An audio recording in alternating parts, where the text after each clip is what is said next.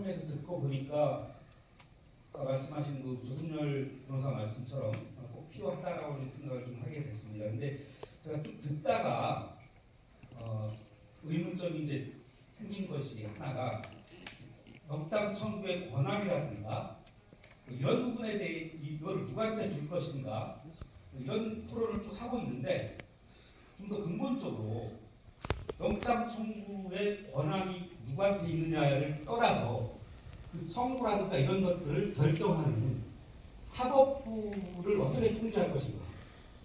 예를 들어서 이재명 대표한테 모두 335차례의 압수수색 영장이 발부가 됐고 이랬는데 이런 것들이 브레이크가 전혀 없는 상태지 않습니까? 그렇기 때문에 이런 부분에 대해서는 어떤 통제 방법이 있을까 그런 의문이 갑자기 들더라고요. 그 부분에 대해서 혹시 제가 어느 분한테 여쭤봐야 될지는 잘 모르겠는데 가능하시면 좀 말씀해 주시기 바랍니다. 예, 조순열 변호사입니다. 지금 말씀하신 내용은 이제 사법부의 발부 여부 그게 지금 아마 그 문제점 아니냐라고 그렇게 생각하시는 것 같습니다. 근데 이제 사법부도 그래서 압수수색 영장 그 심리제도를 도입하려고 지금 하고 있고요. 근데 아마 검찰에서는 그 극렬하게 반대하고 있고 심지어는 어쨌든 수사 실무를 맡고 있는 우리 경찰도 사법부에서 그렇게 구체적으로 심리하는 것에 대해서는 반대 입장이 된 걸로 알고 있습니다. 그런데 저는 개인적으로 지금 의원님 말씀하신 것처럼 사법부에서 압수수색 영장에 대해서도 굉장히 좀 심도 깊게 신문을 하고 그 필요성에 대해서 판사들이 알아야 되는데 그런데 서류로만 보면 이게 발부할 필요성이 있겠구나라는 그런 내용이 되면 그 구속영장 발부하고는 확연하게 다릅니다. 그래서 그냥 신청만 하면 자판기처럼 나온다라고 그렇게 비난이 일 정도로. 근데 압수수색 영장에 대해서도 실제 수사하는 과정에서도 수사관들은 필요할 수는 있겠습니다만은 나름대로 인권침해 요소가 있고 또 이렇게 생각하시면 될 것 같아요. 무단횡단하다가 한 사람만 잡았어요. 왜 나만 잡아라는 그런 불만이 생길 수가 있는데 오히려 대놓고 무단횡단한 사람은 놔줘버리고 횡단보도 근처에서 좀 금발받다고 처벌하는 그런 거하고 비슷하게 모양이 만들어져서 올라가면 압수수색 영장은 재판부는 판사들은 좀 쉽게 발부하는 그런 경향이 있었습니다. 그래서 법원도 우리도 좀 반성을 해야 되겠다라는 그런 생각에서 지금 심리제도를 도입하려고 하고 있습니다. 그래서 발부하는 쪽에서 국민들의 사법불신 이런 부분들이 좀 차별화된 발부 때문에 사법불신이 많이 생기고요. 그동안에는 사실상 저희가 항상 논의했던 것은 덮이는 부분에서 사법불신 발부가 돼야 되는데 신청 자체가 이루어지지 않고 청구 자체가 이루어지지 않는 것에 대한 사법불신이 워낙 팽배했기 때문에 발부 쪽은 사실은 그동안에 큰 쟁점이 되지는 못했습니다. 그래서 오히려 이런 사건들을 기화로 발부하는 쪽에서도 심사를 좀 엄격히 해야 되지 않느냐라는 그런 논의가 아주 활발하게 이루어지고 있습니다. 그런 점을 한번 계속 지켜봐 주시고 목소리를 내주시면 상당히 많이 도움이 될 것 같습니다. 제가 조금만 더 말씀을 드리면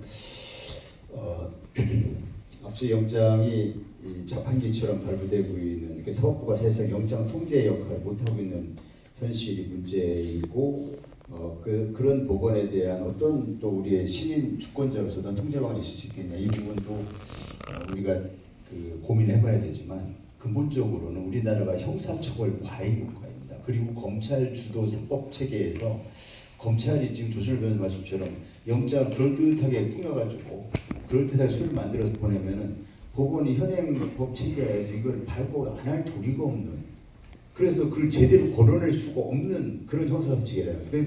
근본적으로는 이 검찰 주도 사법이 때문이 그렇습니다. 그래서 이것이 수사권이 분산이 돼서 서부학 교수님이 아까 발제 결론 부분에서 이제 수사권을 다원화시켜가지고 경찰, 공수처, 또 중대본수사청 등을 다원화시켜서 수사기관끼리 서로 권력이 분산이 되고 그렇게 할 경우에는 물론 이제 경쟁적인 측면도 있겠지만 오히려 이제 수사가 과잉 수사가 억제되는 지금 검찰이 독점적인 권력을 가지면서 대한민국을 모든 그 권력의 정점에 자신들이 서려고 이러다 보니까 과잉 수사가 많이 이루어집니다.